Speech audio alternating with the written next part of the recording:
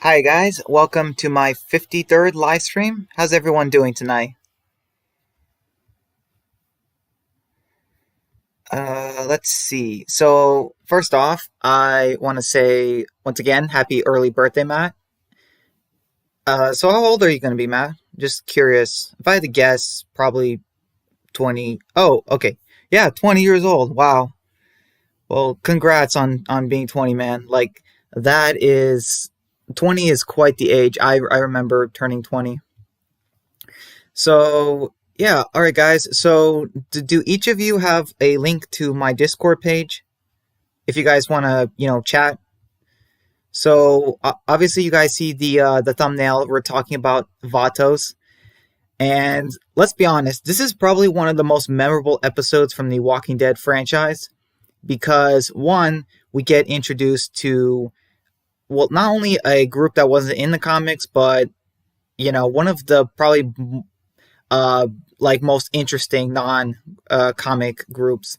And not only that, but we get the attack on the camp, and it was really remember. It's a very great episode. Memorable. Not one of the top 10 best, but just the way season one was. I mean, you gotta miss it. So yeah, guys, just wanted to let you know I'm starting a little bit early, so I do have to end the stream around 10 o'clock because I do have work tomorrow. But also, I really so I have just a couple other things to do. I want to get to them before I go to sleep tonight. So yeah, guys. Let's see. Oh, hey Matt. He says Daryl, the only one left. Yeah, that's true. Man, I miss these characters. Like Glenn, Rick, T Dog. I mean, would have been nice to have around longer. So let's see. Let's see. I think I'm gonna start. Can I start the video call now? Turn on camera. Hmm.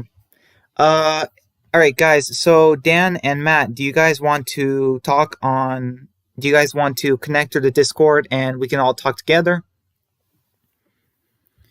All right. So Vatos, what did I think about this episode? So you guys know how the episode starts. It starts out with, the quarry scene with Andrea and Amy. And hold on, let's see. Dan says Daryl is at his best in the early days. He really is, Dan. He's definitely the funniest. And Matt says this episode is responsible for the Vatos theory. Yeah, that's true. It's crazy how memorable the Vatos group is, even though they've only been in one episode. So let's see. Dan says he's ready. That's awesome. So let's see. Yeah, I'm looking through the Discord now. I'm not seeing your guys's. I'm not seeing you guys on the Discord. So I'm on the general page. So just let me know when you guys want to join, and we can all talk about the episode together. Because I've never done, three people talking at once. I've only done two, earlier this week. So yeah. Hmm. Well, let's see. Are you guys disconnect? Okay, hold on. Where is? Hmm. There's got to be something. Yeah, the voice is connected. Am I not doing it right? Dan and Matt, are you guys on on my Discord page?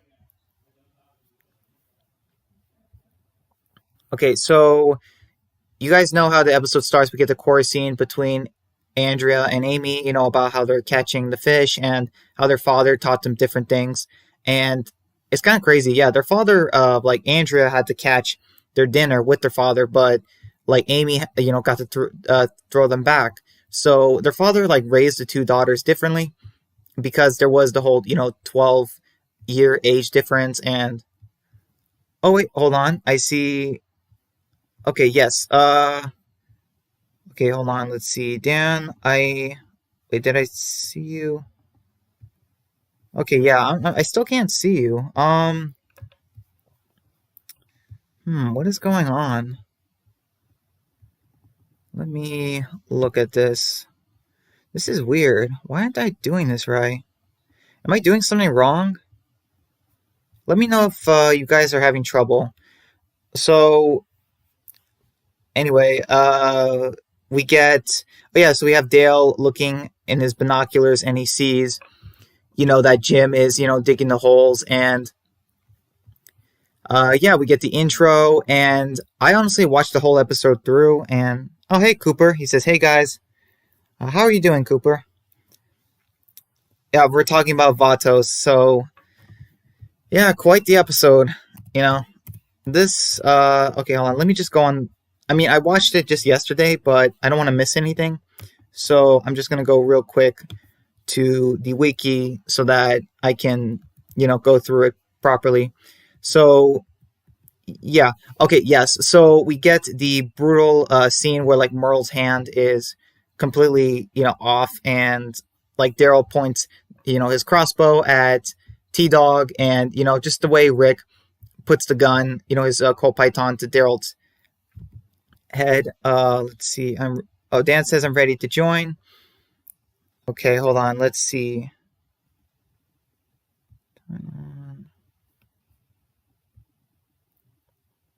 Wait. Hold on. Is it working? Wait, maybe if I invite. Okay, hold on 1 second, guys. Let's see. Maybe I can invite.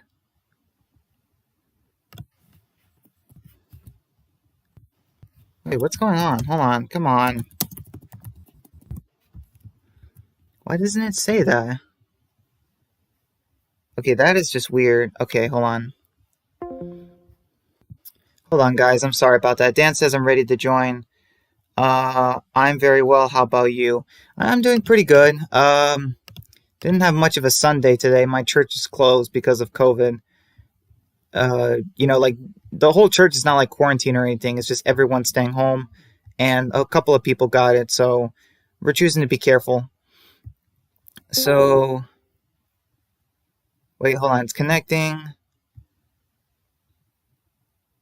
Come on, there's got to be an invite. No, not that. Okay, yeah, Dan, are you having difficult time with this? Because I don't know, I am.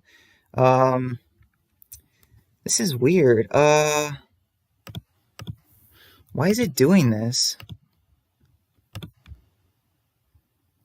Invite.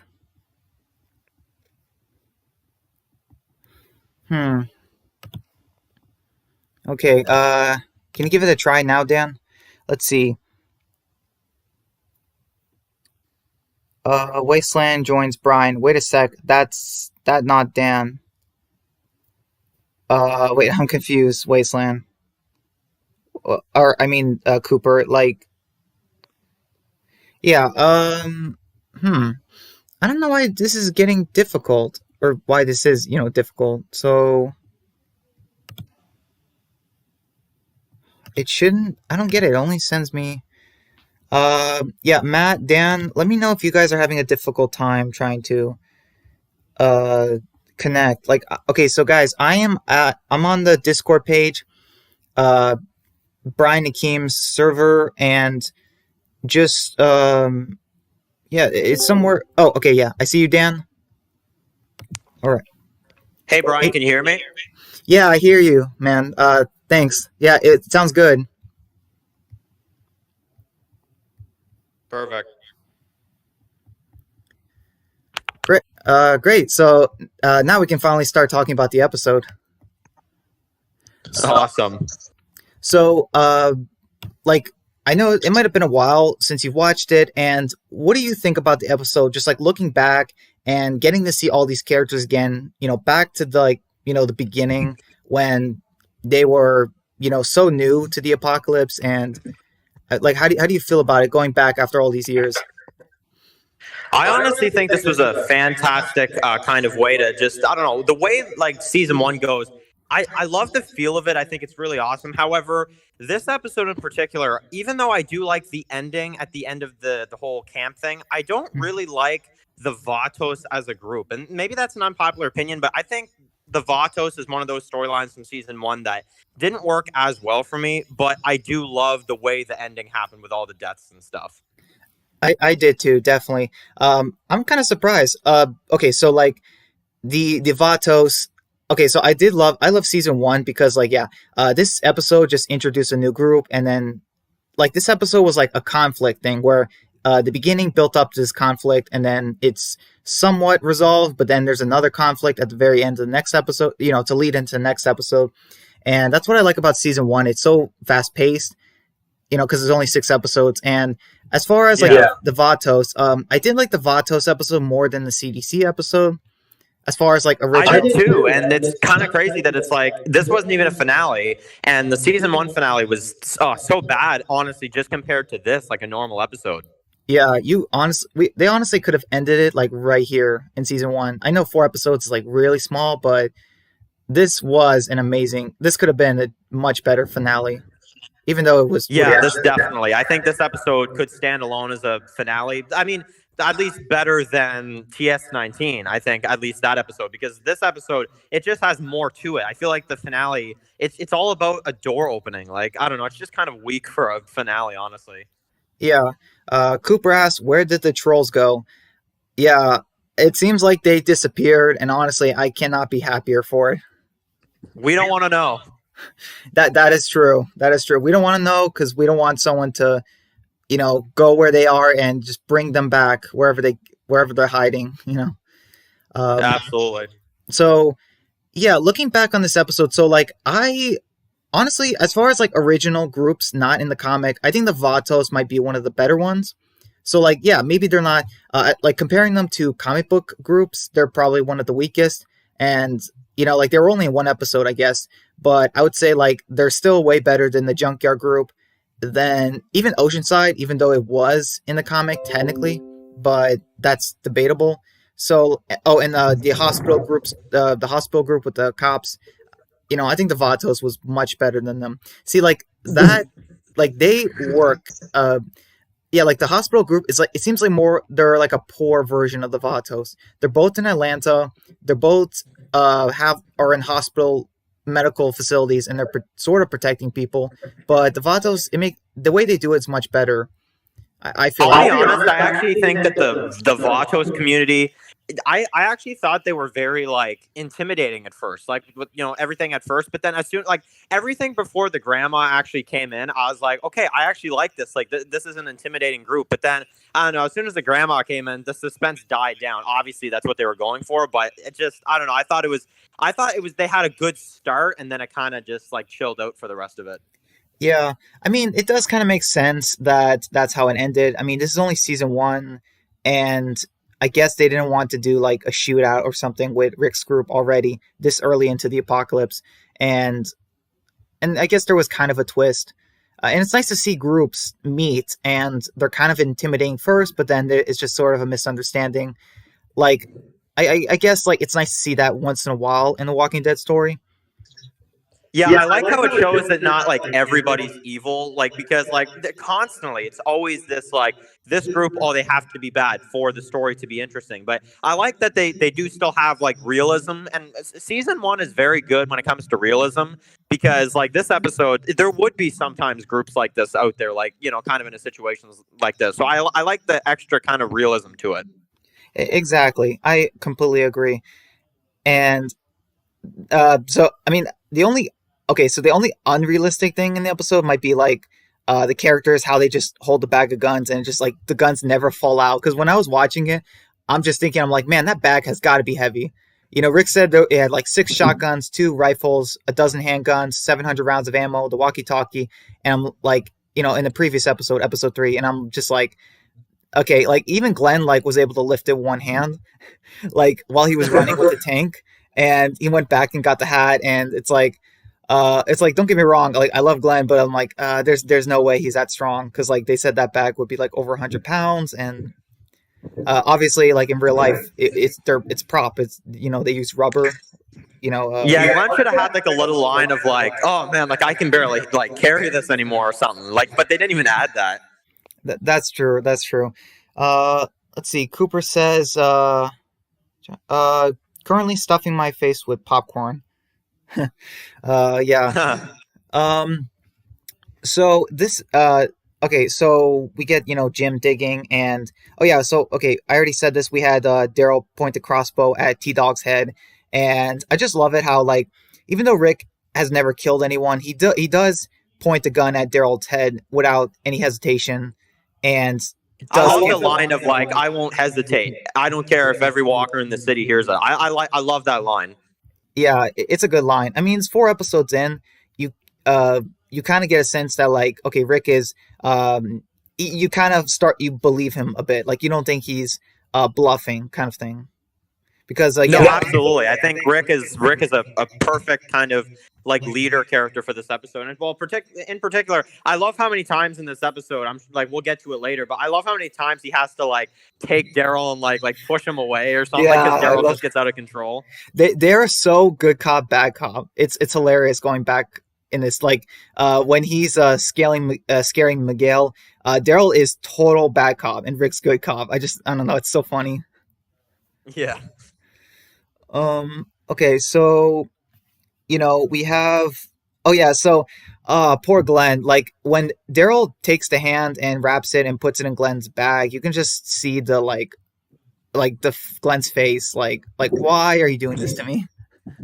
The look on his face is just like, dude, really? Like, there's nowhere else you can put this? Like, Yeah, or his pocket, or just like, oh, this is so gross. But it's like Glenn has the only backpack, so unfortunately, they're not like Lee from the Walking Dead games. They can't just put giant things in their pockets, and like they actually have to put things in a backpack if they have one. that's true.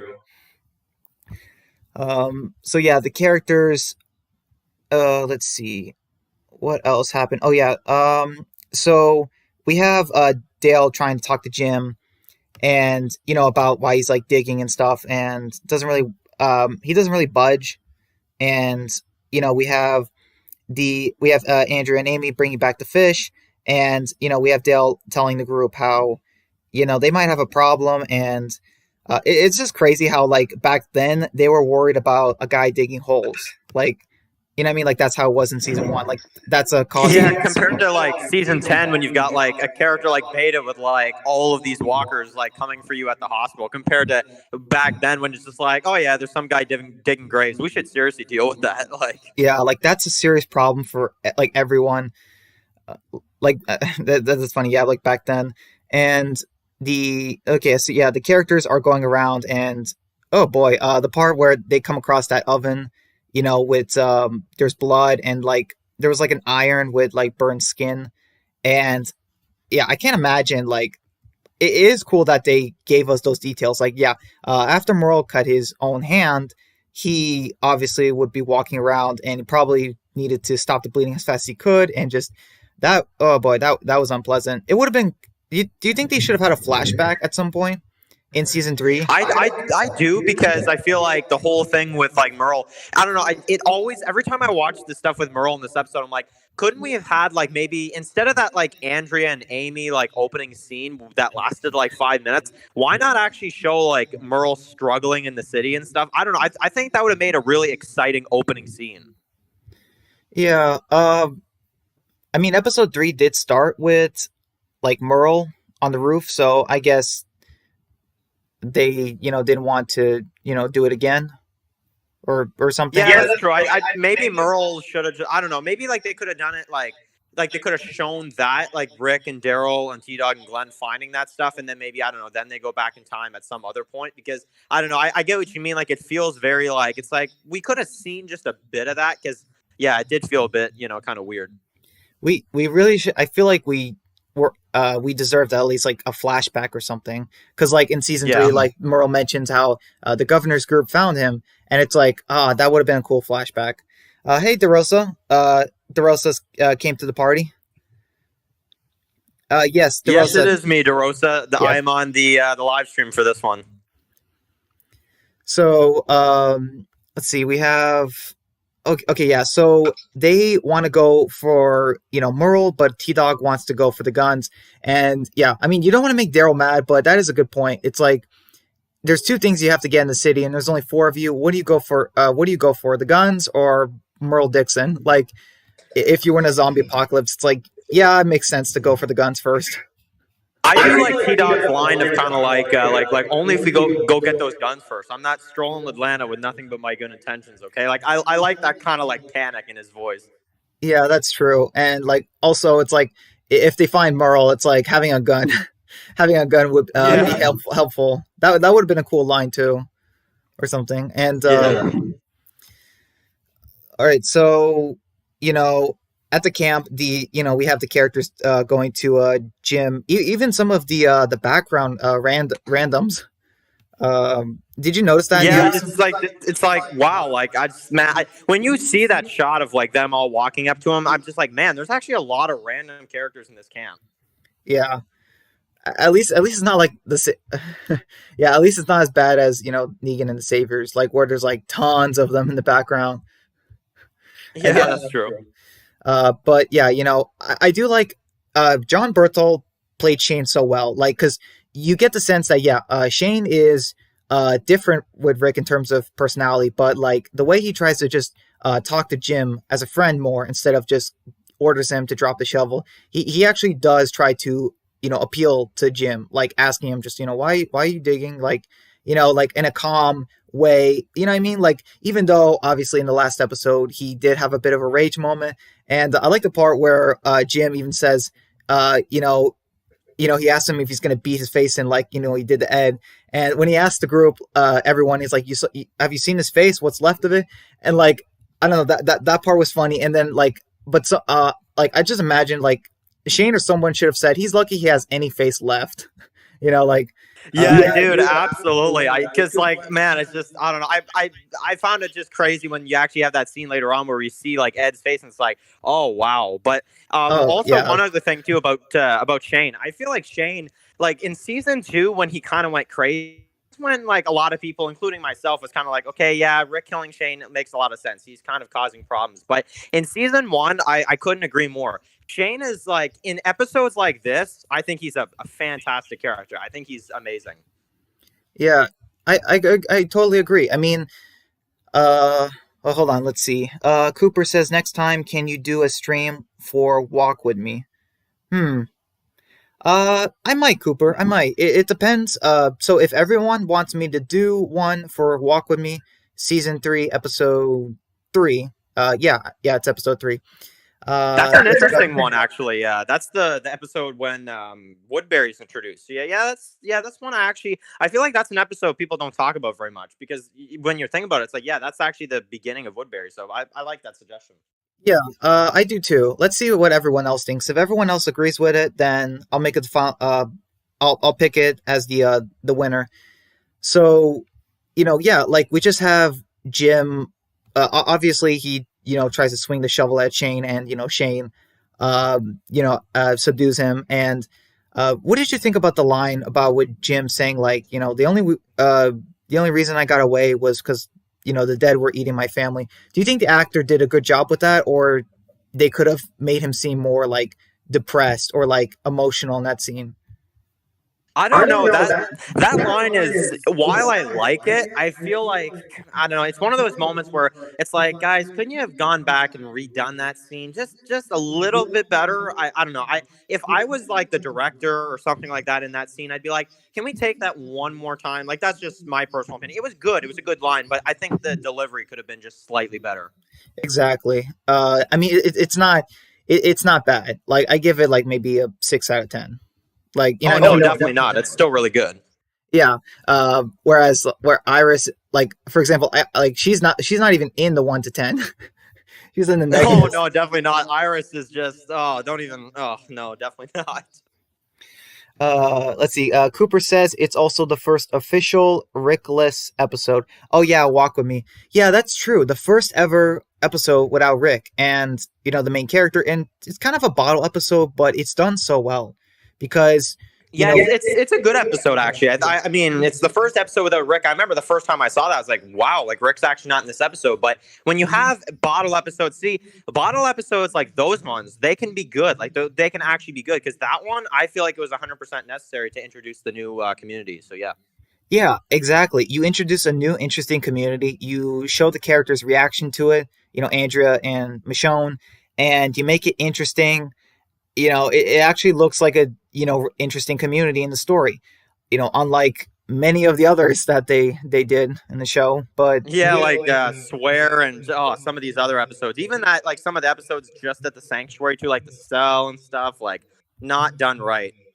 yeah, like, the other characters too, like, they introduce a lot of people from Woodbury, and it's like it actually feels like a real place, and like you get to Also, know. David Morrissey absolutely killed it in that episode.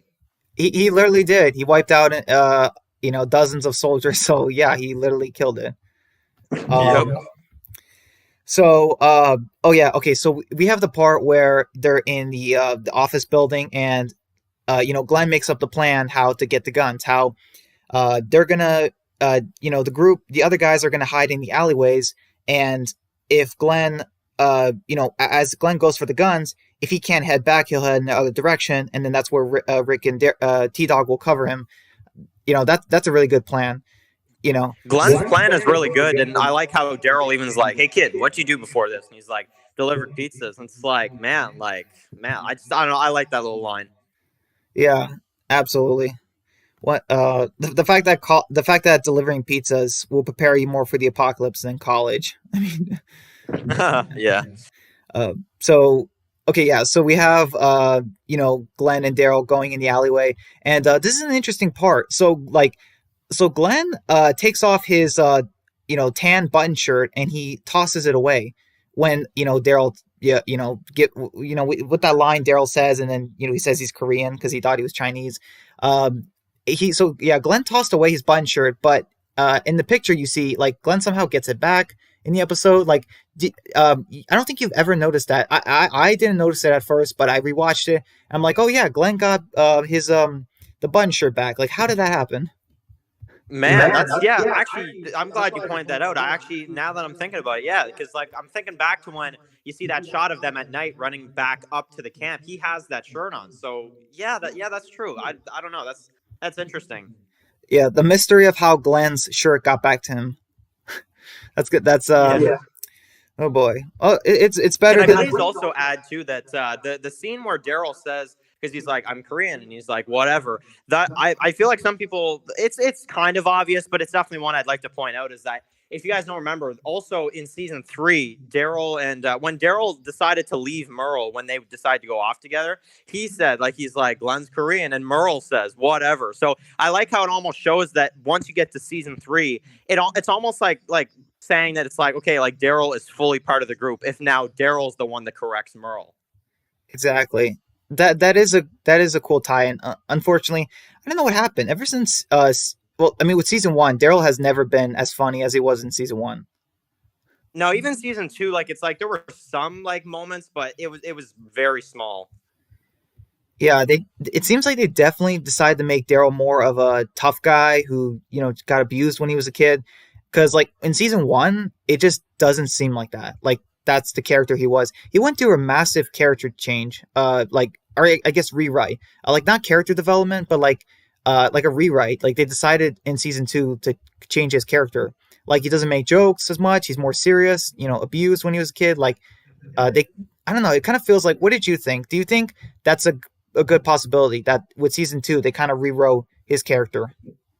Well, I can't imagine any of the people that like work on the show that like in between season 1 and 2 before they started filming season 2, they're like sitting down in the writers' table, are like sitting down. They're like, well, you know what? Maybe the Daryl joke stuff. Maybe we should tame that down because maybe it doesn't work well. It's like, no, you can keep that. Like honestly, I feel like Daryl.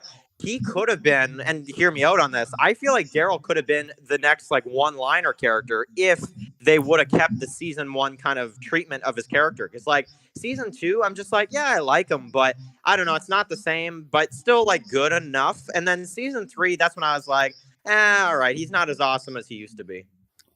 Yeah, it definitely seems like they took him out as far as being a comic relief character. Yes, absolutely. So, we get okay. So the characters are, their plan. They're trying to put into motion, and we get Miguel who's sneaking up, and Daryl catches him, and this it's kind of crazy. Like, but it actually makes sense. Like Rick did drop the bag, and it's been a whole day, so it kind of makes sense that someone would have seen it and would have also went back for it. It's like, you know what I mean? It's like it does make the world feel more, you know, I guess like bigger.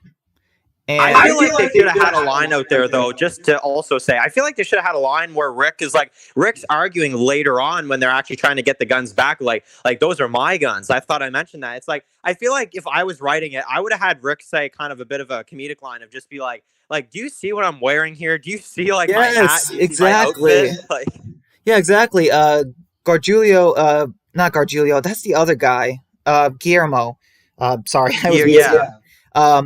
He said that who's to say the bag was yours? And it's like, okay, well, one, uh, I'm wearing the Take a look at me. like, look at me. I took those from, you know, I took them from the police department I worked at. It's like, it makes like it's a simple connection, you know. I don't know. It's like He would have just been like, oh, okay then. Well, all right. Like I don't know. I feel like it would have kind of like just been like, oh well, yeah, I got nothing for that. that's true. It's like how do I know they're your guns? And it's like, well, I'm dressed as a cop. It's like, where do you think I got the uniform? And you know, and it's like, yeah, there's a good chance of that. You know, yeah.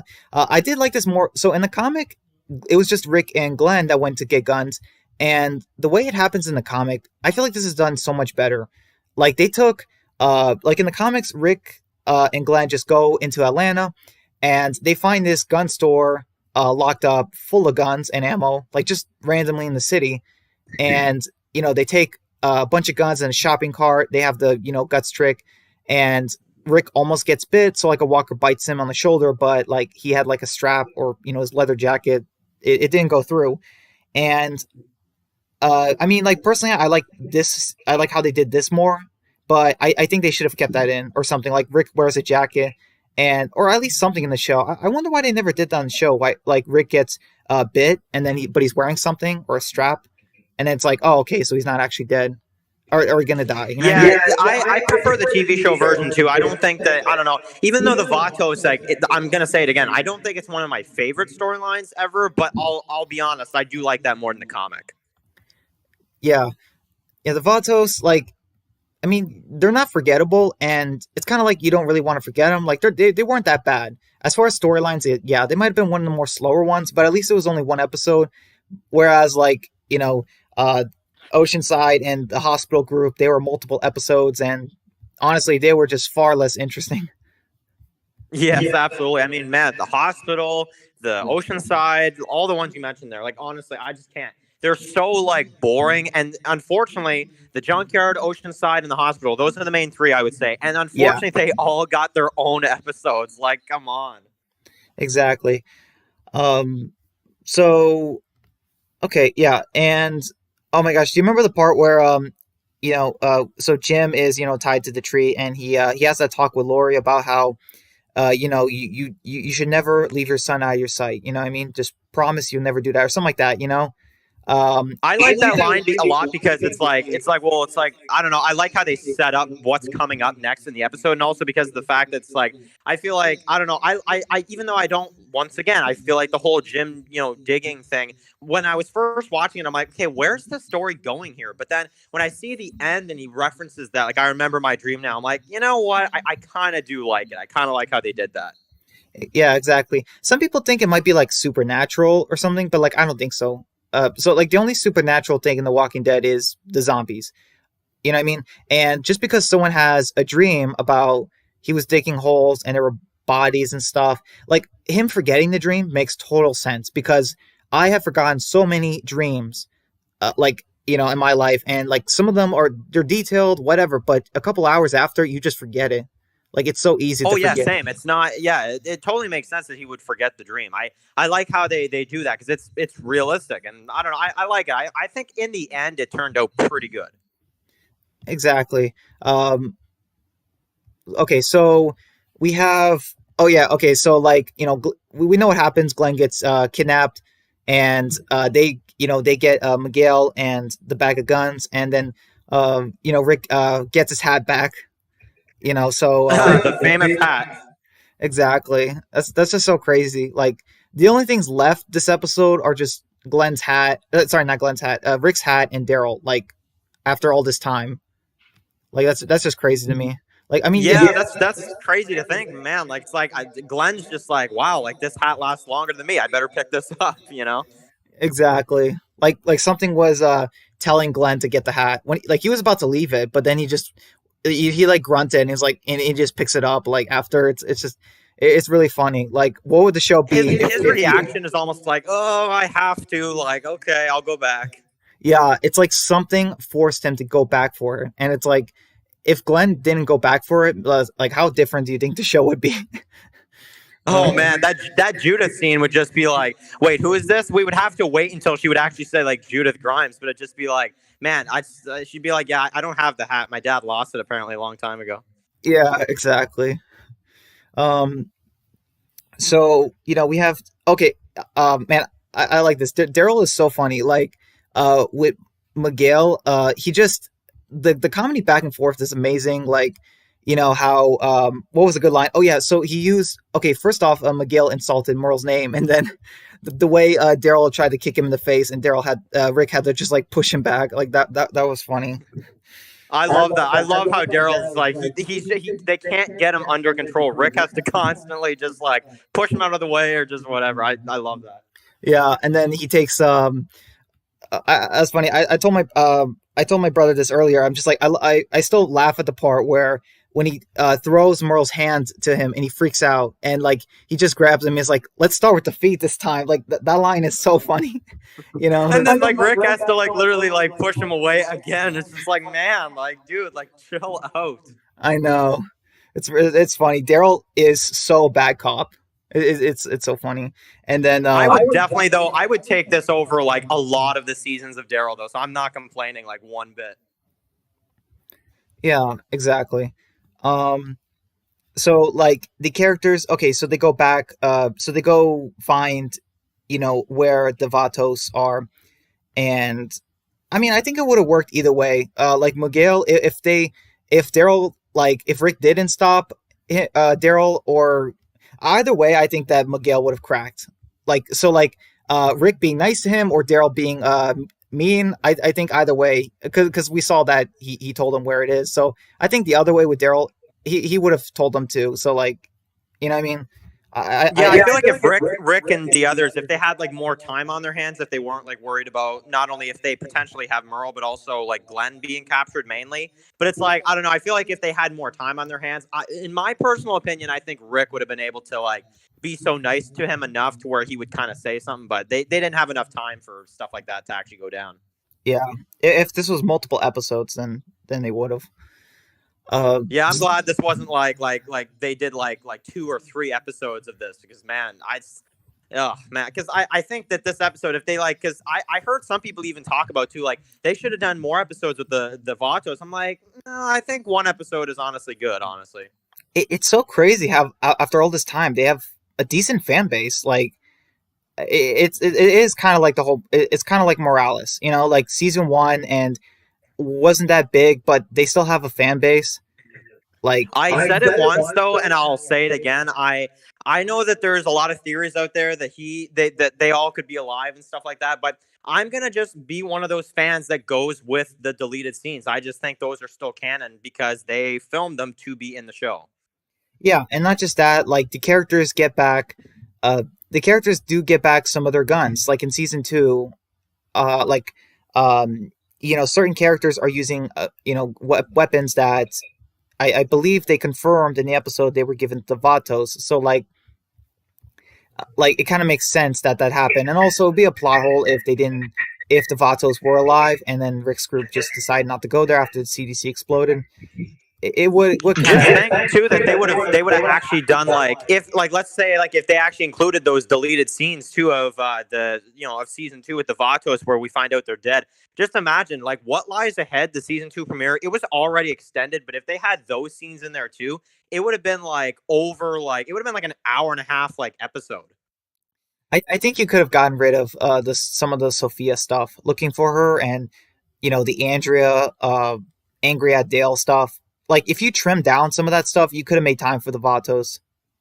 I like the Vatos stuff. I them like we don't see any of their bodies or them alive, so I think they got all new people for that scene. I think that may be potentially why they do the whole like, oh, they're not dead because we didn't actually see those, particular like actors like playing, dead or anything like that. Because like I feel like that's why there's still those people out there that say that. I agree. Like it's like, oh, like it would be cool to see those characters around, but I'm gonna just say it's canon and that they're all gone. Exactly.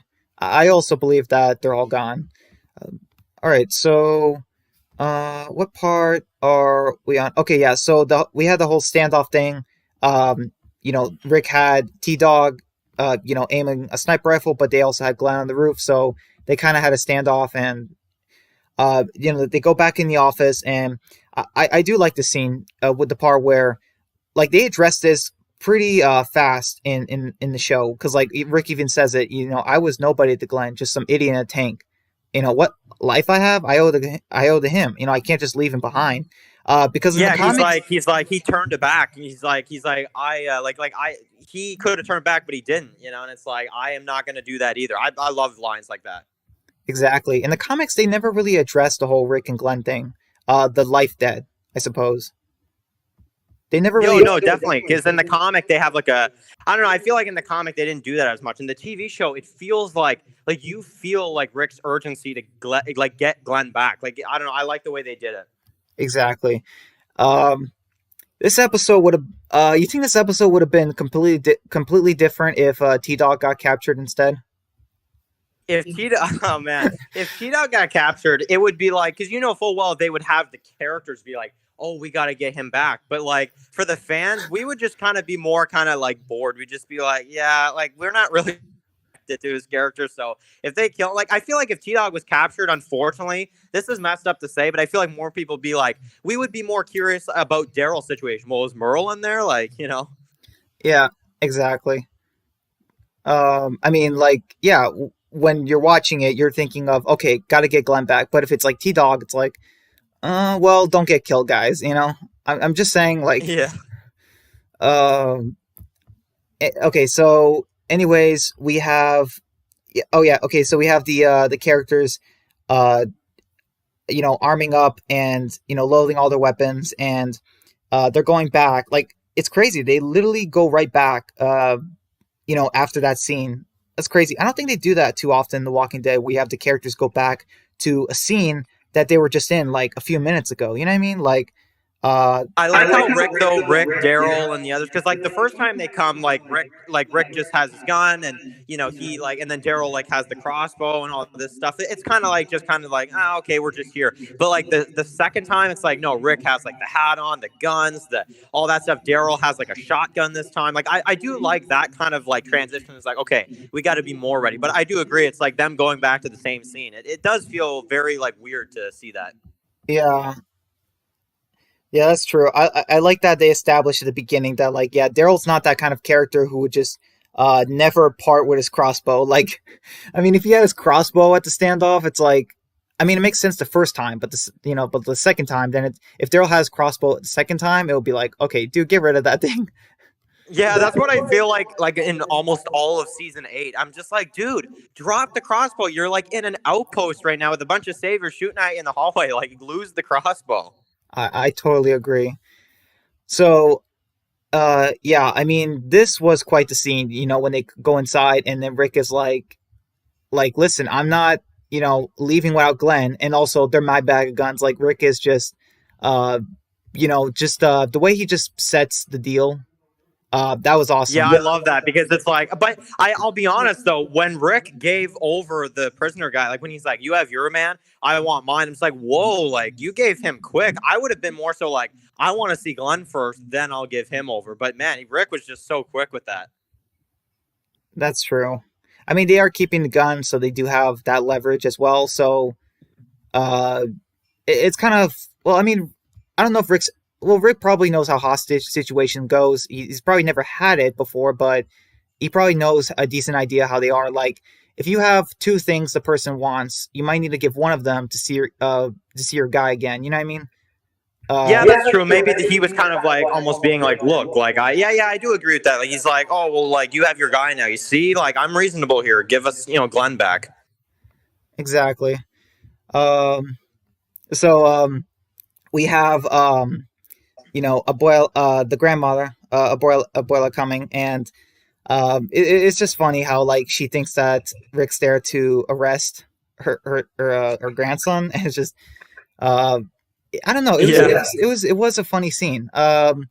It doesn't feel like it. I love Daryl's line: "Get that old lady out of the line of fire." It's like because like Daryl, it's like, even Daryl was like back then. It's like listen, I can't do a firefight if there's an old lady there. It just doesn't work.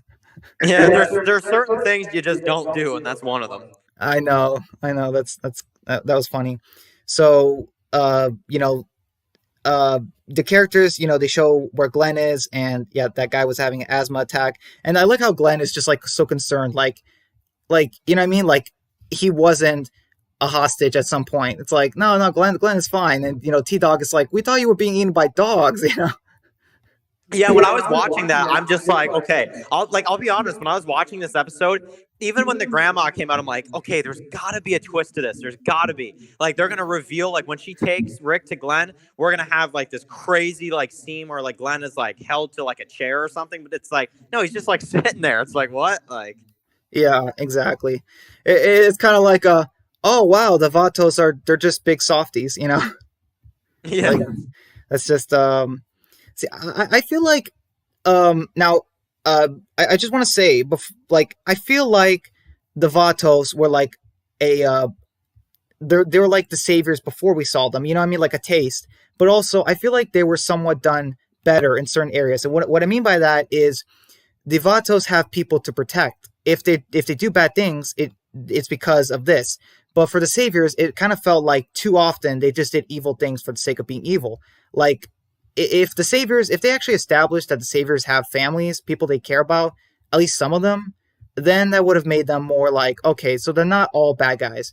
Whereas like some people like, okay, so like, but like for most people they probably see they only saw Dwight as the only good savior, I guess. You know what I mean? Yeah, I kind of feel like Negan and like his saviors, like Negan just felt like one of those characters, and I'm sure they did this on purpose just to make him more of a villain, I guess. Which we've talked about a lot. Negan in season 7 and 8 is nowhere near as good as the comic Negan, at least in mine, and I'm most likely Brian's opinion as well too. But it's like I'm just sitting here thinking to myself, I'm like Negan. They didn't really focus on Negan almost like they did the Vatos, really just in this one episode. Negan just did stuff just because he wanted to, I guess, just because he wanted to do stuff like this. But the Vatos, like you just said, have a reason behind what they're doing. Yeah, exactly. Like the fact that they maybe not all of them have family, and maybe some of them, obviously are jerks, but it's not all of them. You know what I mean? And with the saviors, it just felt like the saviors just wanted to do bad for the sake of doing bad. Whereas, like I don't know, it didn't. I felt like they could have learned more. I'm saying it. I can't. I feel like they could have learned more for the Vatos, where when they introduced the saviors, they could have had some be complete jerks for the sake of like being evil, and some who are not. You know what I mean? Like the guy, like Gracie's father. Like that was a good example. They should have done more things like that.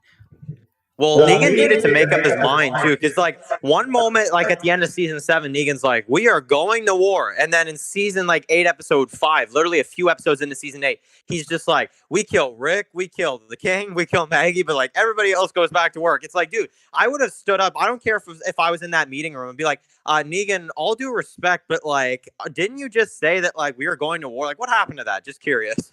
Yeah, exactly. Hold on, Dan. My brother's calling me. It might be an emergency. Can you give me a few No minutes, problem, please? man. Thanks, man. Oh yeah, absolutely. I appreciate it. One sec. Yeah, Robert? Hey, bro, it's me. I just wanted to ask you, did you want to, like, I'm over, do you want a burger or something? You can bring one if you want. I mean, yeah, you can bring one if you want. I appreciate it. Thank you. Hey, did you get a chance to see Julian? No, I don't think he was there. Okay, man. Yeah. Well, I'm glad you're okay, man. And yeah, I'm kind of hungry, I guess. Okay, I'll bring you something. All right, man. Thank you. Okay, bro. Love you too. See you home. Alright, bro. Bye. Bye. Hey, Dan. I'm back. No problem, man. So what were we talking about again? I guess the last thing we were Just mentioning. Negan, the Vatos, and Yeah, kind of how Negan and them could learn.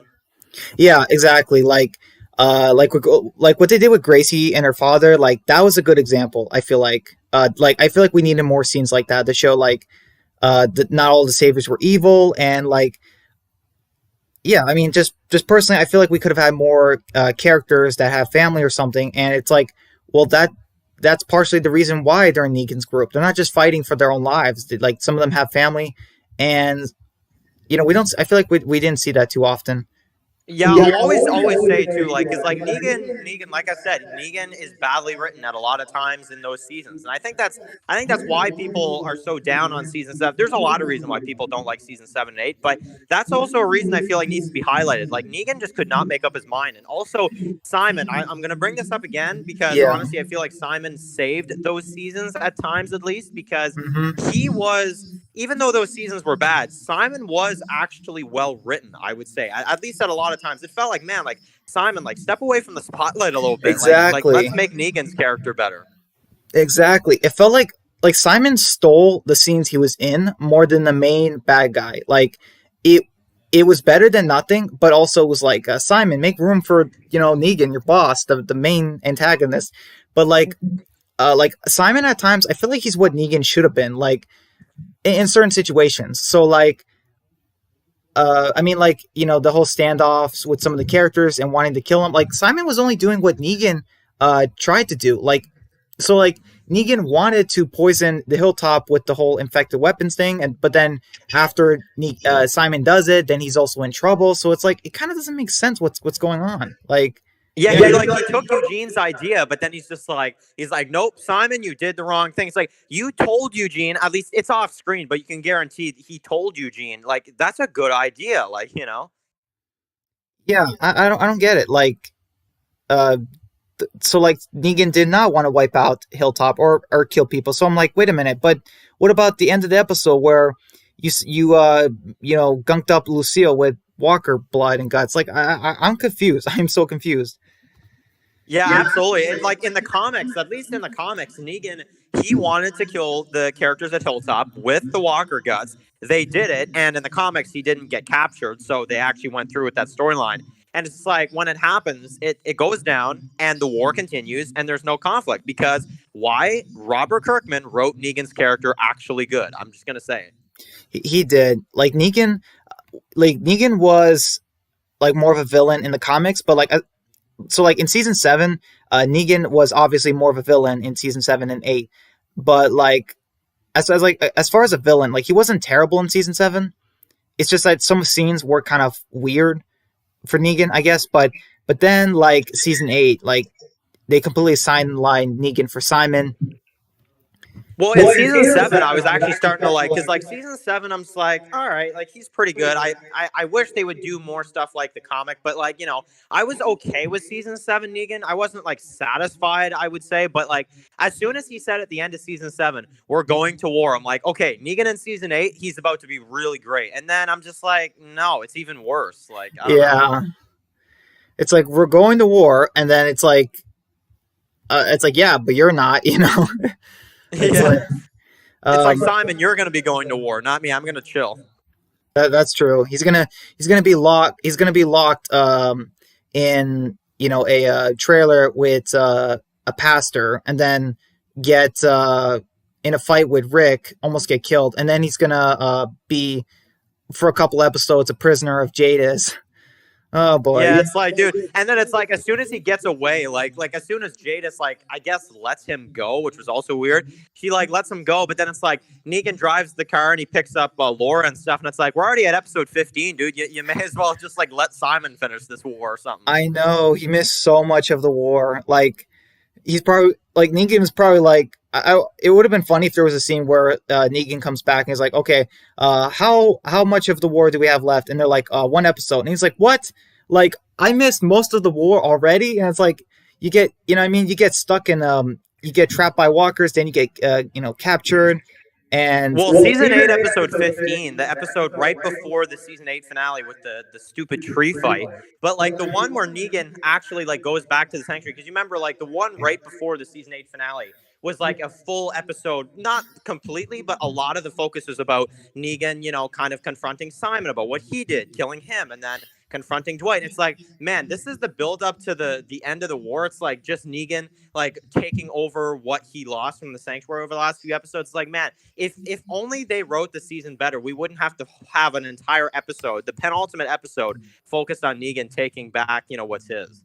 I agree. And episode 15 should have like been like a big loss or something instead for our characters or something. And then it's like people thinking like, "Oh, whoa, like what's going to happen now?" Like in the finale, like one episode left, are our characters going to lose the war? I feel like that would have been better. Well, I mean, I remember seeing episode 15, and like episode 15 just ends with like Negan being like, "No more talk," and like he like breaks the walkie-talkie, and it's like, okay. And then you see the preview. I don't know if you guys remember, but we saw the preview for the season 8 finale, episode 16, and it shows like them going to war and stuff like that. You see them in the open field, and like, okay, this episode is about to be great. And then it's like, no, it's kind of not, honestly. Yeah, Eugene had to save the budget, and yeah. Wow, like I'm sorry, it's just we were talking about season 8, 7 and 8 when we kind of we're almost done with the Vatos episode actually. And, yeah, absolutely. Let's continue. Yeah. So we have the characters talking. So Rick talks to Guillermo. Yeah, I think that's how you say it. Or Guillermo.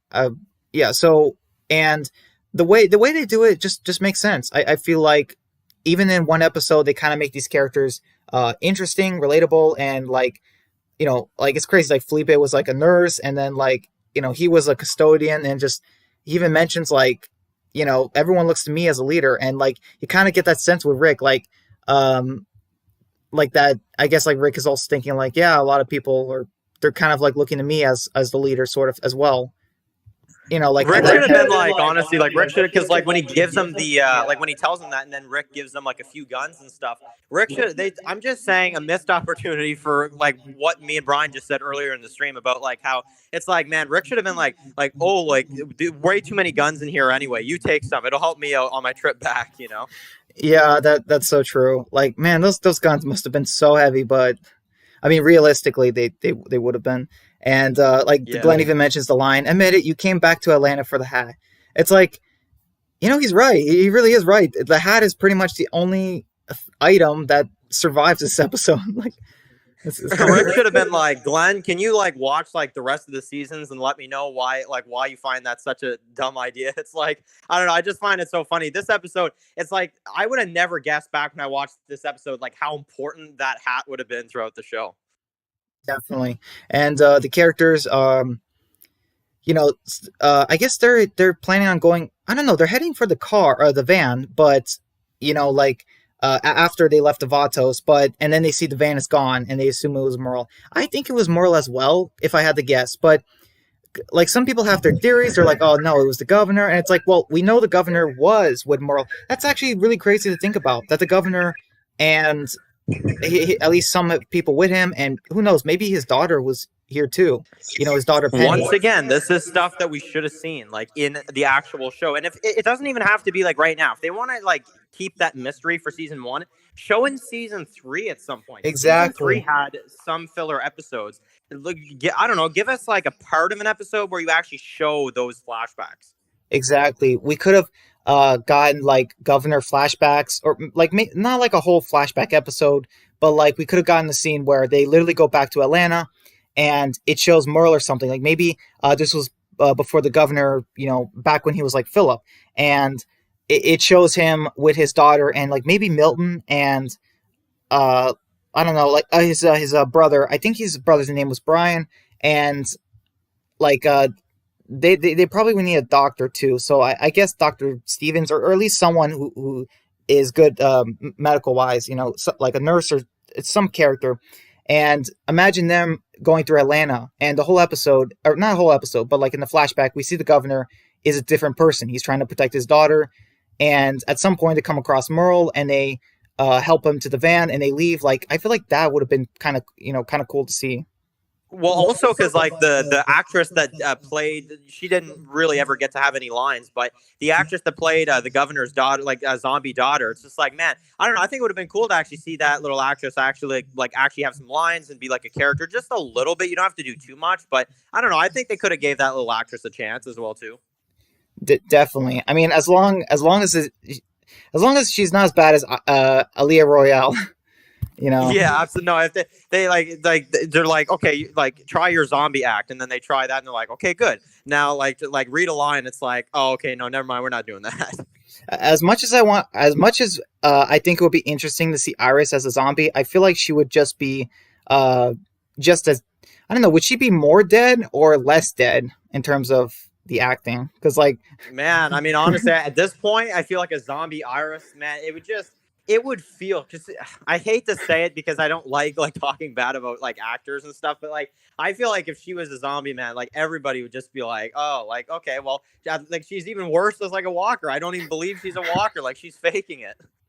yeah, I mean, who knows? Maybe season two, she can pull off a better Iris, but I mean, I'm not holding my breath.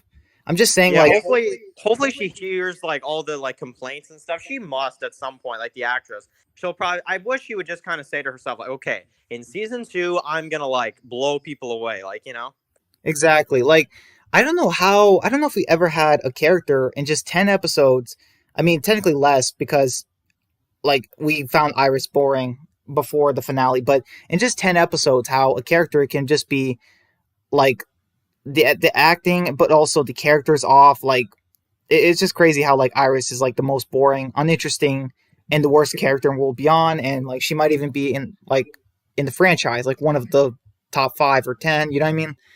Even Well, though also because like in particular, like you said about like the scene in the finale of World Beyond, and I think me and Brian we both can agree that one finale of World Beyond was probably one of the better parts, if not the best part of season one.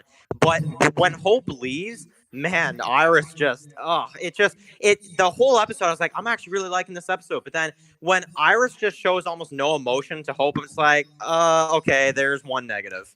yeah, I mean, I hope you don't. I agree. I hope you're not saying that just because I said it. It's just like I really did like when watching it. I'm like, Iris, do something. Like even when, like in the first half of the season, when Hope was mentioning how she killed Elton's mom, but she didn't, how she killed Elton's mom, and then how she says, like that's how her mom died, because I got wrecked, I was careless, and then she doesn't show emotion at first, but then she does it a little bit finally, and it's like, okay, that's good, but it needs to be a lot more.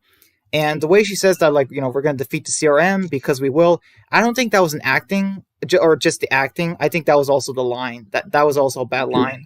So the writing. We're gonna defeat the CRM. Like it's like that stuff like that. I'm just like, man, have you not seen the CRM? Like, have you not seen what they have? Like, I don't know.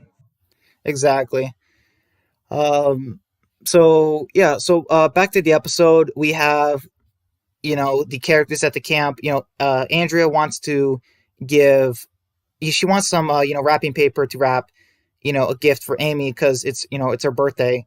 And like, I don't know, like it's crazy how looking back on this, I'm like in the series, part of me thinks like, okay, so like Laurie Holden as Andrea, she did an amazing job this episode, especially at the end when Amy died.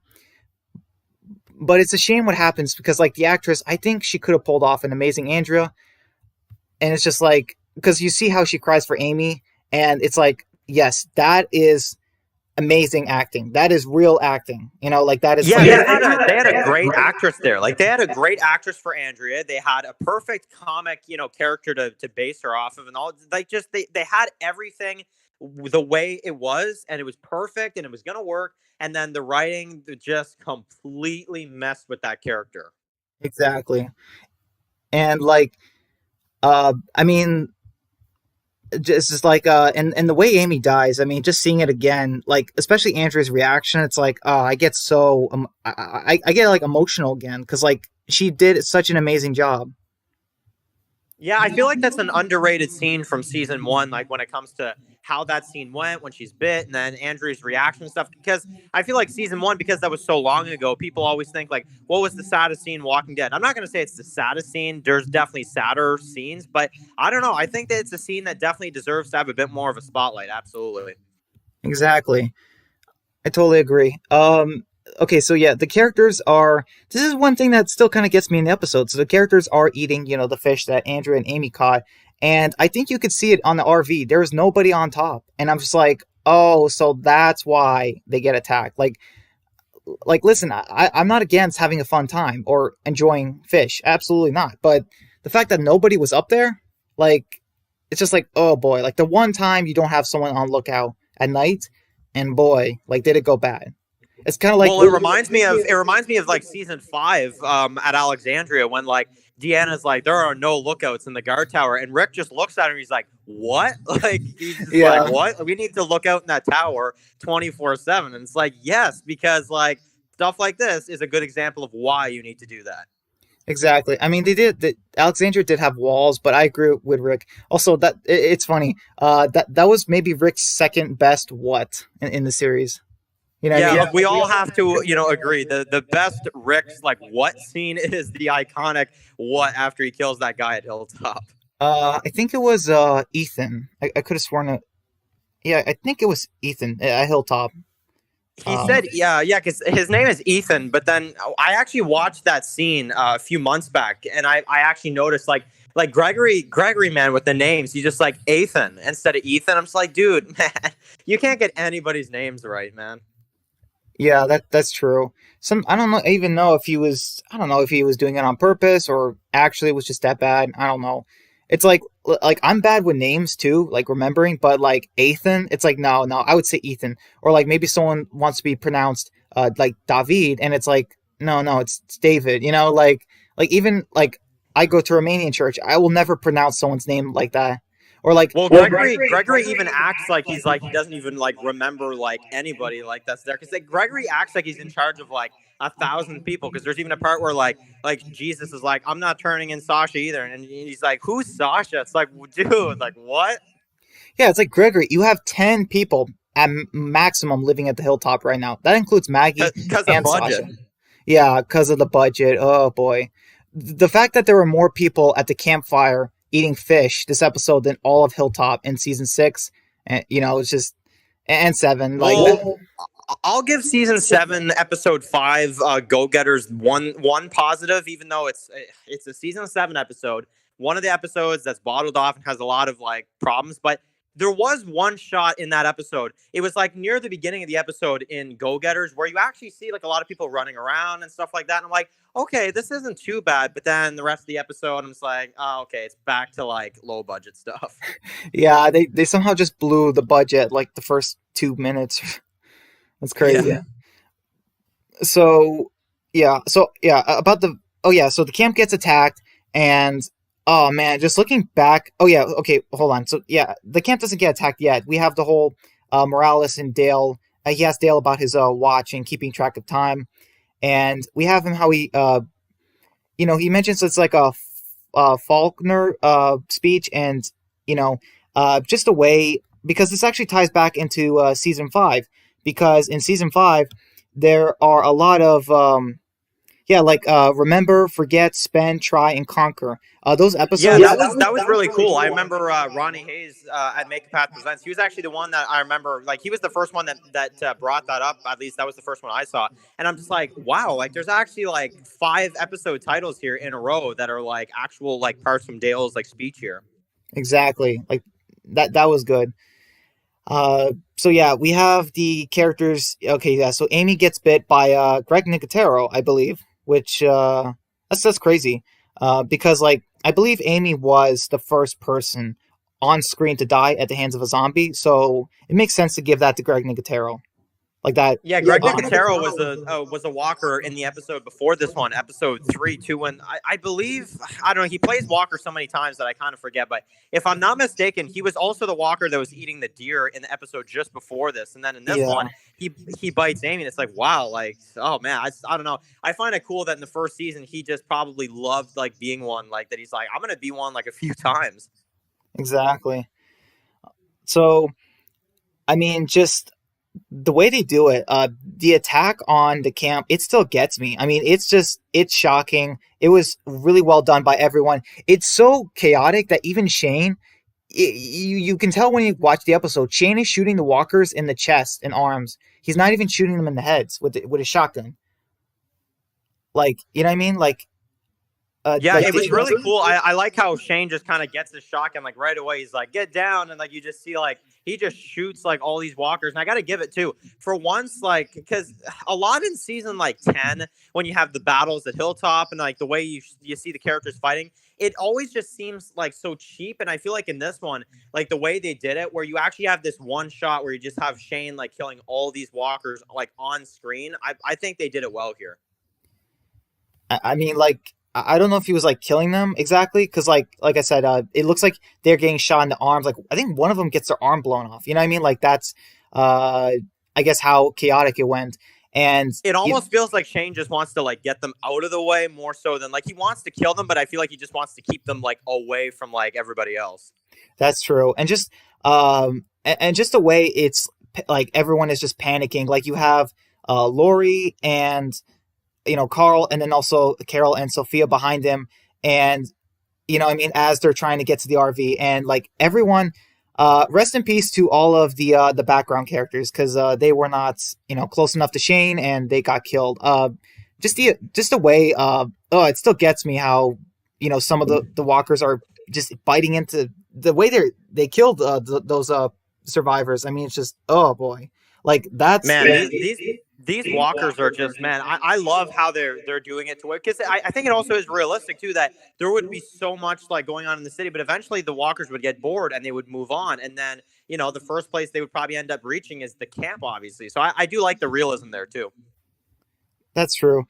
And we have Jim and Morales. They're using baseball bats and killing zombies, and I'm gonna say it. There is no way they thought of saw Morales using a bat and was like, Negan connection. We got to do it. Like, you know what I mean? It's just. Yeah, dude. He's just like, he's so like using this bat. It's like, I better be ready for the saviors. It's like, no. Yeah, it's like, he doesn't even use the bat after this scene. It's like the only thing you use after the only thing you have after this Morales is gun, and it's also a different gun than the one Rick gave him, and then he gets shot with by Daryl, and it's like, I mean, we don't have to talk about that too much, but they did the effects really great, like just the way, the blood, like when Morales swings down and just kills that zombie, like in the camera shot at like you're the walker, that was like, because you can you almost like feel the hits from the baseball bat in that scene. Yeah, because he knocks one of the walkers down, and then he does one more hit, and then the blood effect there was, oh, it was so good. Exactly. And we have the characters running back to the camp, and I mean, just the way, like, oh my gosh, the way that Shane is, the way Shane is there with the mothers and the kids, and just they're all at the RV, and they're surrounded, and it's like, oh man, it's like you feel, even though you know what happens, you just feel the desperation in that scene for Shane, as he's just like, he has literally just mothers and kids behind him, like he's like the last guy on screen in that scene. Well, another thing about this scene, which I feel like is always something I always like to bring up when it comes to this part too, like, what do you think of the part, because he does mention this a few times in season 2 to Lori, is that it's like, he felt like he had to leave, and because Rick left for the guns, we lost like all of these people and all that stuff. Like, what do you think about that line, like how Shane's just like, we lost all of these people because Rick left? Like, how do you feel about that? It's still, I don't know. It doesn't really 100% feel accurate, because one, nobody was on lookout, which is, yeah, exactly. I would say is one thing. And another thing is, it's kind of hard to say, because, okay, so because Rick left, it's like, okay, you have Rick only left with, 3 people, including him. So that's 4. They were like, I don't know. It's like, I don't know if 4 people with baseball bats would have made a huge amount of difference. You know what I mean? It's kind of hard to say. No, I completely agree with that. I think that the Shane's argument there, for once, I'm going to say, like, I was actually, and hear me out. Yes, Dan said this, but yes, Lori. I felt Lori's frustration when he said that to her. It's just like no, like Rick kind of like Rick wouldn't have really made that much of a difference. That would have happened anyway, honestly. So I completely agree with that. That's true. Even if Rick had his revolver, that's pretty much it. I mean, he would have maybe had a revolver, and I don't know how much a 6-shooter could do, really. that is why he should not have taken the Colt Python in the beginning. I'm just kidding. I mean, yeah, TV Rick, like I think TV Rick, everybody's up, everybody can have their own opinion, but I personally feel like TV Rick is a better version than in the comic. I like TV Rick more, but the one thing TV Rick can learn from comic Rick is to maybe use more of the guns that he used in the comic. Yeah, like it's crazy. Like Rick, like he never puts down the Colt Python for something else, and I mean I get it, it's iconic, but it's like, but still, it's like just the fact that it has 6 bullets, like yeah, probably not the best option. He should have kept that other gun. He should have kept that that Beretta that he had when Glenn saved him in like the second episode. That gun that fired like over like 10 shots in the city before he met up with Glenn. Like that's a gun that he probably could have used. I'm just saying, like. Definitely. So yeah, we have the characters. We have the death of Amy. Man, rest in peace, Amy. Emma, man, I forgot like Emma Bell. Like, I mean, like, as Amy, like she was. I mean, she's a gorgeous actress, and just I know she couldn't last long for the character, but still, I mean, like. It would have been nice to see Amy get more screen time, I guess, but I think they did a decent job with this episode. She's Andrea's sister, and it's a shame to lose, because I think she's somewhat of a famous actress, so it kind of makes sense how I guess they couldn't keep her around for longer. I will say one thing about her, though. I'll be honest. I think that I don't know. I hear people say this all the time, and I didn't even think about it right away. But now I do kind of get what people say. Amy kind of does look like, a little bit at least, a little. She kind of has the same face as Comic Andrea. Something about her just looks like Comic Andrea. I don't know. I've heard that a lot, and I didn't think about it at first. But I'm like, yeah, Amy kind of does look a little bit like Comic Andrea. Yeah, like, and the comic, Andrea and Amy, they look like twins. It's just that Andrea had her hair tied. Like, that was literally the only difference between them. But like in the show, yeah, exactly. There's a massive difference in looks between them. Yeah, but like I do agree. Like, it's like maybe if they would have had, like, I'm just saying, I feel like if Amy would have had like her hair tied back in one of these episodes, just to kind of like just really like see what that would look like. And I don't know. I just feel like if I'm not saying that like Amy would have done a better job. I'm just like, man, I don't know. I feel like if the actress that played Amy took Andrea's place in the TV show, yeah. I wonder if she would have actually pulled that off. I don't know. Yeah, that is a good point. Like, part of me wonders, like, man, the show would have, like, can you imagine if the show was like the show actually killed off Andrea instead of Amy? Like, talk about a switcheroo, and then like Amy gets a storyline. Like, that would have been an interesting change. That would have, for once, I would have actually liked, because a lot of the times when they change things from the comics, sometimes, it can be a little questionable, but with that one, I would have been more like, you know what, especially if I would have known how the Andrea would have turned out later on, I'd been like, you know what, let's try out Amy. Let's see what her character would be like. Yeah, it's like if you can go back in time, there's only 2 futures. One where Andrea loses Amy and then dies in season 3 after being horribly ridden, or you have Amy who lives instead in season 1, and then she continues longer and they do something different. It's like, yeah, I might need to take that future. I might want that future for the show instead. Yeah, honestly, especially like, I don't know. I don't know if this would have made a difference, but maybe in the second version, they can actually write her character better is all I'm saying. Definitely.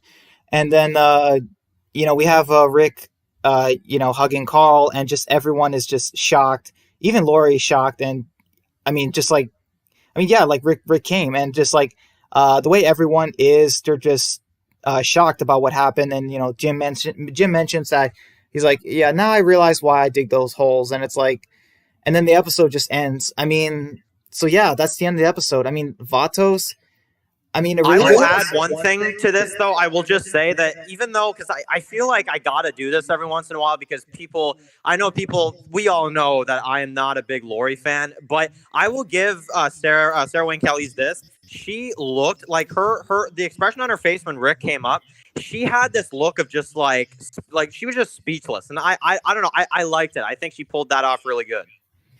Absolutely. I think the actress, she's a really good actress. I just think the writing for season 2 just was absolutely terrible.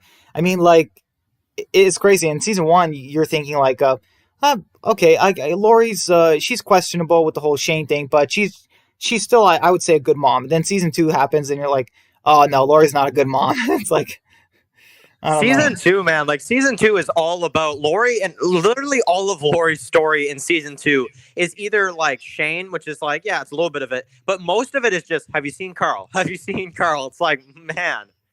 Oh boy, yeah.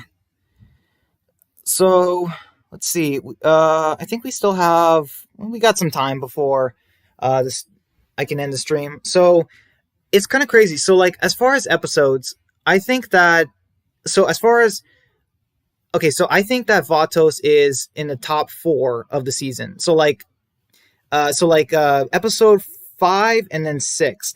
I would say that's where it starts to kind of go downhill for the season. Not to say they were bad episodes, but I would say that I would say that Vatos is better than the next 2 episodes of season 1.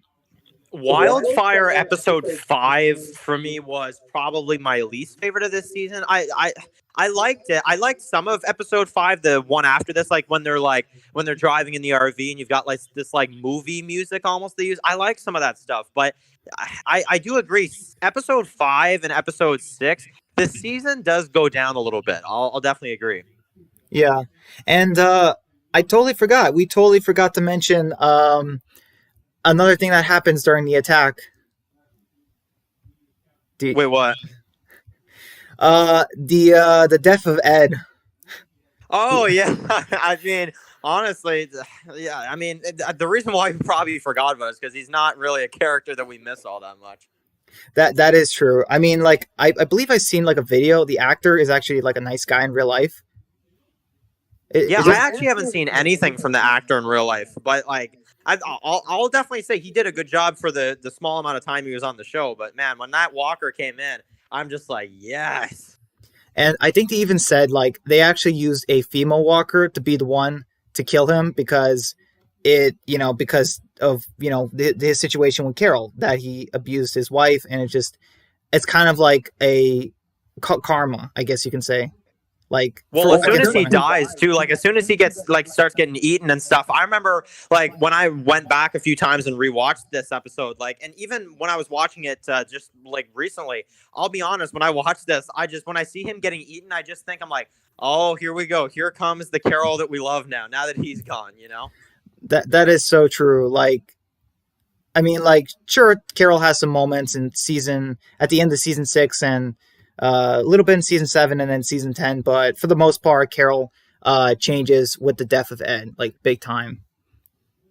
Yeah, absolutely, and also, because Carol, season 6 and a lot of season 7 with the whole cabin thing really just frustrated me. Season 8, she got better. Season 9, she got like really good, and then season 10, I'm just like, wow. For once, I do not like her character at all. Like I compare season 10 Carol to like season 8 Daryl. That's what I compare I compare her character to. Definitely, I totally agree.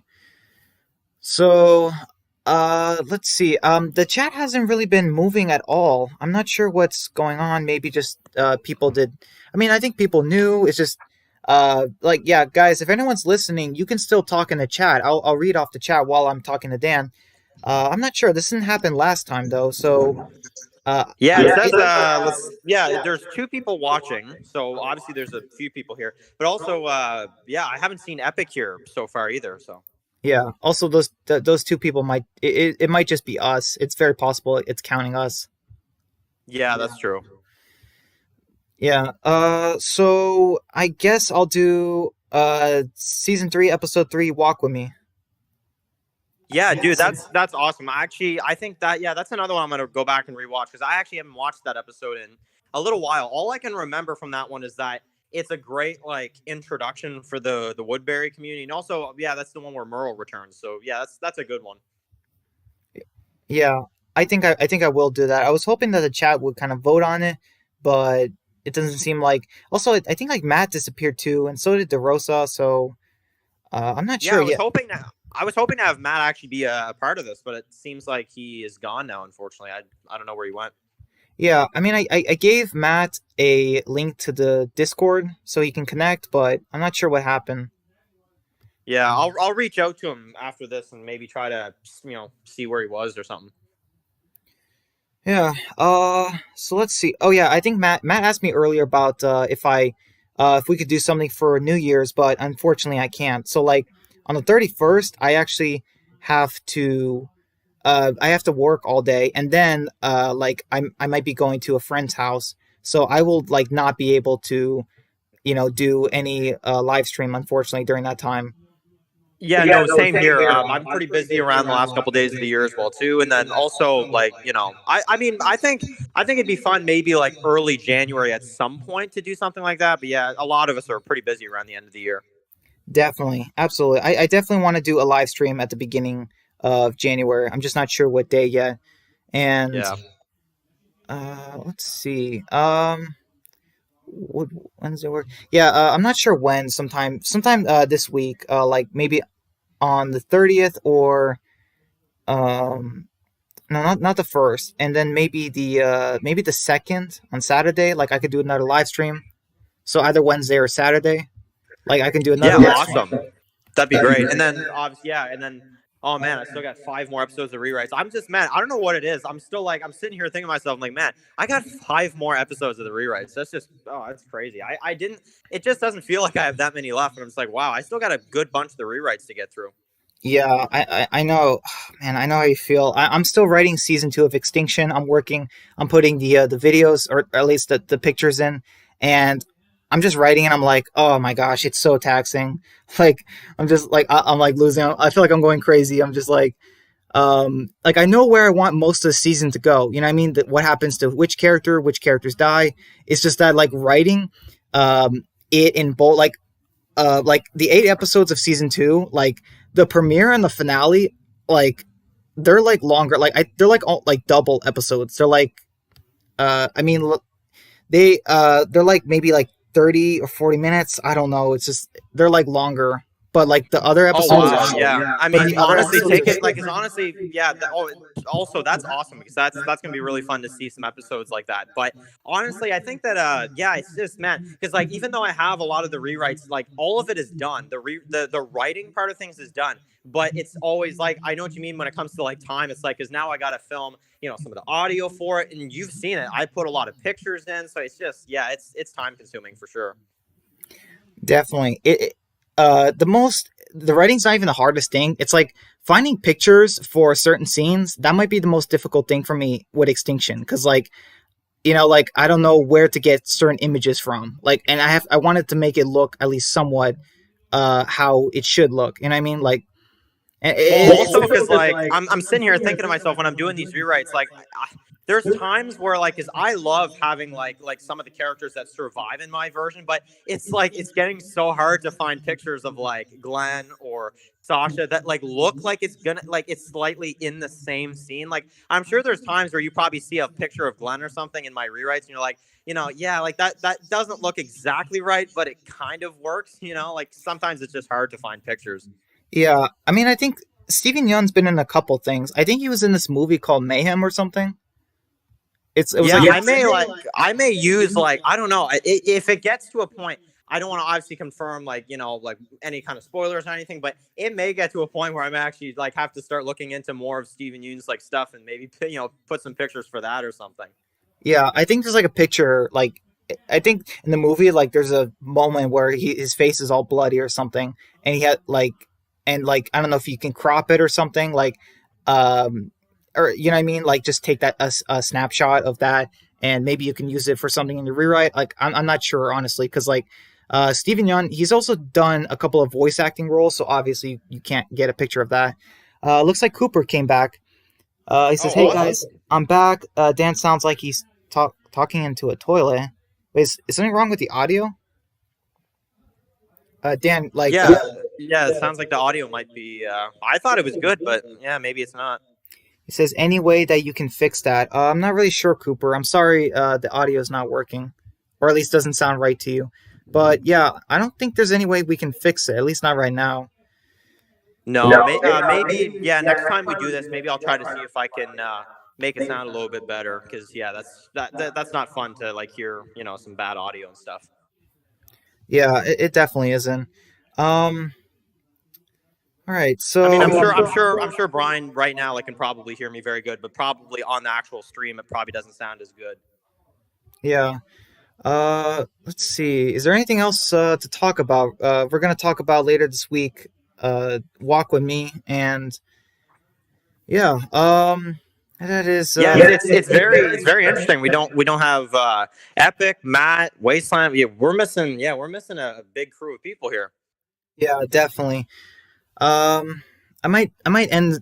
Would it be okay with you if I end the stream like sooner? Because I mean, we don't have a whole lot to talk about as much, and also, I think my brother came back. I think he got some food for me, and I'm kind of hungry actually. So Oh yeah, no problem, man. If you want to end it like literally even right now too, I'd be totally fine with that. I mean, we've basically covered the entire episode and stuff like that. So yeah. yeah, we did. It's just it's crazy looking back on this. Like Vatos is it's weird. Like they got an immediate fan base, and also some people say that Shrimpert. So do you remember that big uh black guy in season 3 that was with the governor who never talked, and he had like the bow, and like he was part of the governor's army, and it's like yeah, like I think the actor was seen in the Vatos, and some people say that's the same character. Like Shrimper was a part of them, like so, you know what I mean? It's like a theory going on. Like so the actor Yeah. was filming. Yeah, that's true. Man, Shumpert was so like underused. Did like he never talked or man anything. And they killed him off screen. In season 4, Martinez just says like, "Oh yeah, he died," and it's like, Oh, also not to interrupt, but we do have Matt here who says I'm here just listening. So okay, that's good. "Oh, Wasteland 2." He says, "I'm here." Oh, perfect. Uh, so yeah, Okay. I Yeah, mean, thanks guys. Me and Brian were kind of like not sure here for a minute if like no one was here. yeah, it says 2 viewers right now, so I was just really unsure. Oh, now it says 3. Oh Oh man, no, Drewski, no, dude, no man. no trolling, Drewski. Okay, just I'm warning you right now, no trolling. Good thing is, Brian, we made it through pretty much the entire stream, at least mostly. So That is true. I mean, we talked about the whole episode. Yeah, definitely. man, Hey, so Dan, when do you think? I remember seeing your video earlier, like with Fear, and I kind of hope. Okay, so with Fear, I kind of hope it doesn't. I don't know. I feel like it might return in the spring, and if it does, I mean, I'll still upload, Extinction season 2. It's just that I'll do them on Wednesdays or something instead of like yeah, Sundays. well, yeah, that's true because we all know too that like I have a rewrite project coming up in the summer, but I'm like thinking to myself, I'm like, okay, well, if Fear's in the summer, then okay, maybe I'll do it another time, maybe like later, like I'll push it later to the year or something. But I'm just like, man, like I feel like. Yeah, I feel like maybe spring, we could actually, even though I think that I have a feeling they are going to do it like right after season 10C, which I'm wondering if they'll actually be able to have everything ready by then. I'm sure they will. But yeah, I feel like it would actually be fun to have a little bit of time off to have Extinction and, a lot of stuff like that. Definitely, yeah. I don't want to overcrowd. Like if they're doing Walking Dead season 10C and then or Fear, it's like, yeah, I would have to pick a time to do it. I mean, you guys could still watch it at any time. Yeah. Also because of the fact that I think I've told you this a few times, but I do plan when season 2 of Extinction comes out to actually do like weekly like reviews for the episodes because I love your story so much. I feel like each episode, each one you release, I feel like there's always like so much to talk about. So I'm gonna do that. Yeah, and I appreciate that so much, man. Like, honestly, like, I mean, I'm still writing season 2, and it's just like, I mean, I really, I don't know. Like, I'm kind of like nervous. I'm writing season two. I'm like, okay, are you guys gonna like what I have? Because like, so like in season two, like I'm introducing a whole bunch of new characters. I got the villain, and I'm trying to have a reason why the villain is, the villain of the season. Rather than like, Yeah. I don't want No, to, absolutely. I don't want a character like Negan who's like, yeah, I'm bad. I'm the bad guy. Deal with it. Like, I actually want to have like this villain be, have it make sense why he, and yes, it is a he. Like, I want to have a reason why he's against our characters, and like I have tons of characters in season two, but only a few of them will like will share the spotlight with Benjamin, Sean, Carla, and John. Like, because like obviously like they're the mains, and like even in the community, like they're the ones getting things done. So like in season two, there'll be like characters that you might be like, okay, what are these characters doing? And it's like, yeah, well, they're not as tough, so they're not out there doing the work that needs to get done. Well, don't worry about the whole villain thing because honestly, when it comes to the villains, like any villain story, and you are an amazing writer when it comes to season one and what I saw for that. But honestly, anything is better than we are the end of the world and their motive, why they act. Like it's like we are the end of the world, so we must like wear masks and stuff. Like I as much as I love season 9 and even season 10. We Are the End of the World is a good example of also why it's like, okay, I that doesn't really show why Alpha does what she does. I don't know. Yeah, and also season two is very like, I would say like season two is like it's gonna deal with what the characters what happened in season one and how they're like adjusting to the world. So like part of the things about Extinction is how far like can you live with yourself after what you've done? Like, can you still keep moving forward? I guess so that's gonna be a theme in season two, especially for Benjamin. He Well, yeah, I was after just what about to happened. mention Benjamin is going to be a character. He is the most interesting character for me right now. Obviously, because of the way season one ended, I'm like, man, what is that character going to be like? I can't wait to see that, man. Yeah, I'm excited to show you because like I got like a lot of interactions between him and other characters, and how the characters, so like some of the characters might know what he did, and we're gonna get different I would say we're gonna get different reactions from certain characters depending on, well, I mean, after what happened at the end of season one. So like none of the characters were in the room with him, but it's still one of those things where it's like, yeah, after that happened, like it's one of those things where it's like, whoa, it's like because Oh man. because like they know he did that, what I mean. And it's like it's one of those things where it's like and it's not just like Benjamin's in a small group, like he's in a community. So it's one of those things where it's like yeah, it's like I mean, so some characters are going to be I would say kind of nervous around him, and some characters are going to be understanding and loyal to him. So it's just it depends on which characters, but I think you'll like who I have. How Oh man. feel. Oh, also, not to interrupt, but Matt also just said this is a reference to because me and Matt are big fans of Breaking Bad, but he just said here too. He said he's like, as Walter White said, "I won," and saying how like that's what Benjamin should just say when they ask him, like just simply, "I won." Yeah.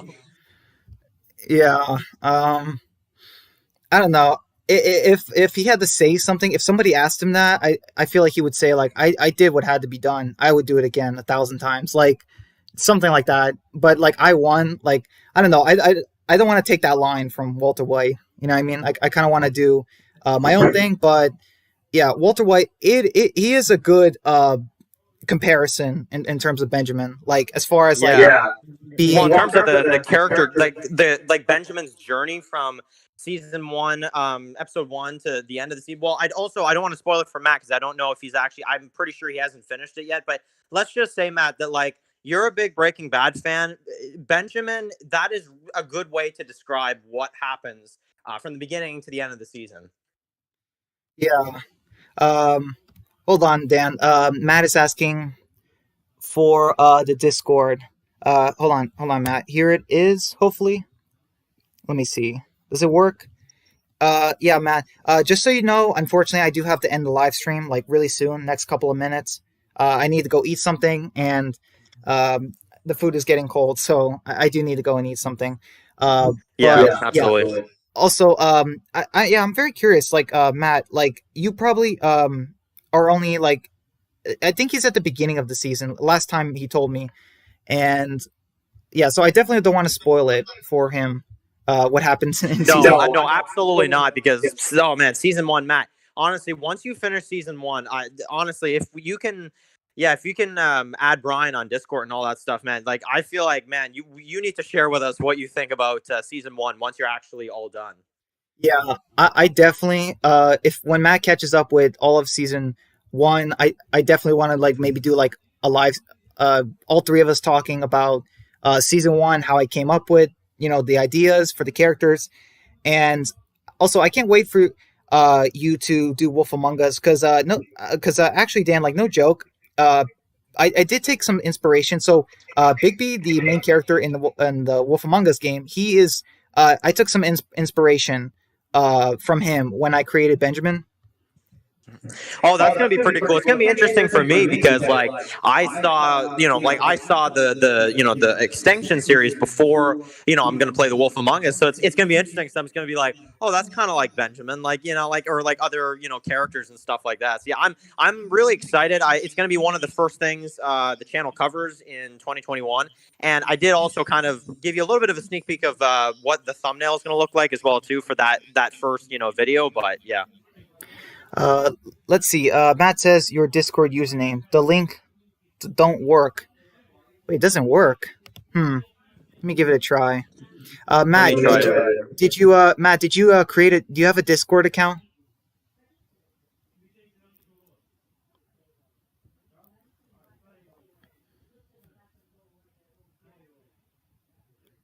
Hmm. That is odd. Wait, wait, Dan.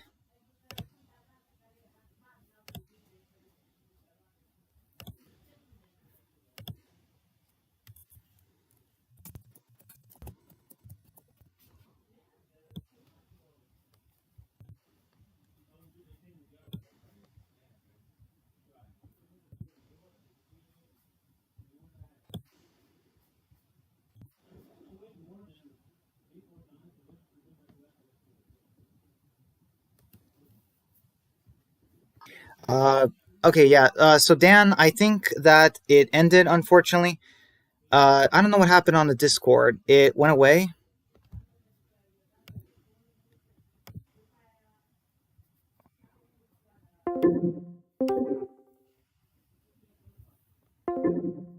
Oh, hold on, Dan. Sorry. Let me try this again. Hold on. Come on. Why isn't it working?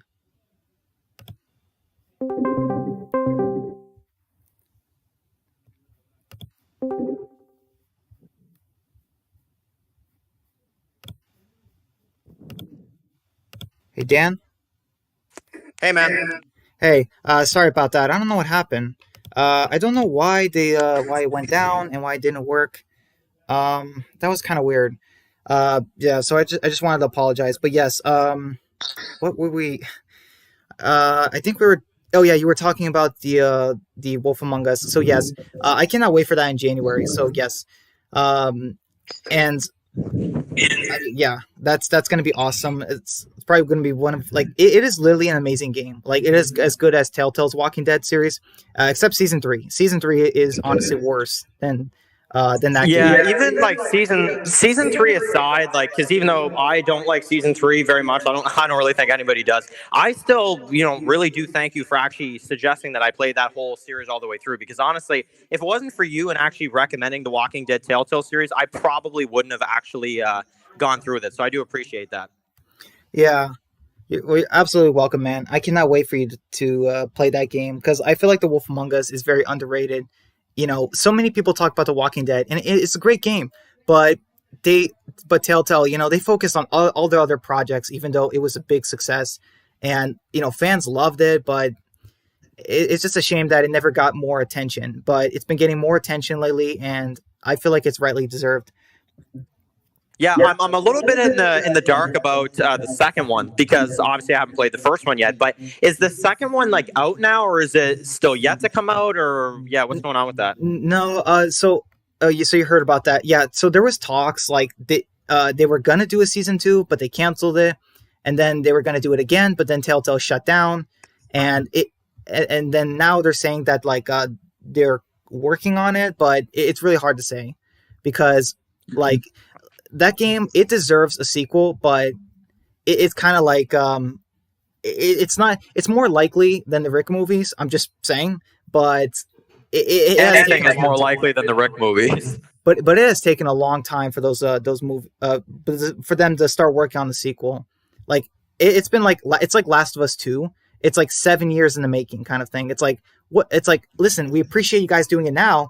I mean, better late than never, but still, it's like, I mean, really late. Yeah, absolutely. I mean, like I said, I don't want to spoil it for myself or anything like that, but I remember, I think it was a good, maybe even a year ago at this point, I did see like some talk about how there was like a teaser or something for the second one, but I didn't watch it because I didn't play the first one. I didn't want to spoil it for myself, but I did hear people say that there was like footage of the second one, but like I said, I have no idea. I haven't really seen anything of it. Yeah. I mean, there was a teaser a few years ago, but we don't know if it's canon, like, or yeah, if they were just true. They could just be doing that for hype and yeah, stuff like that. Exactly. So Dan, thank you so much. My food is getting really cold, so I got to end the live stream here. But thank you so much, man, for talking about Vatos with me. I really appreciate it. No problem, man. I absolutely enjoyed this, and yeah, I hope you have a good rest of your night, man. Thank you, man. You too. All right, everyone, take care. I will see you guys next time for my next live stream. All right, see you guys. All right, bye.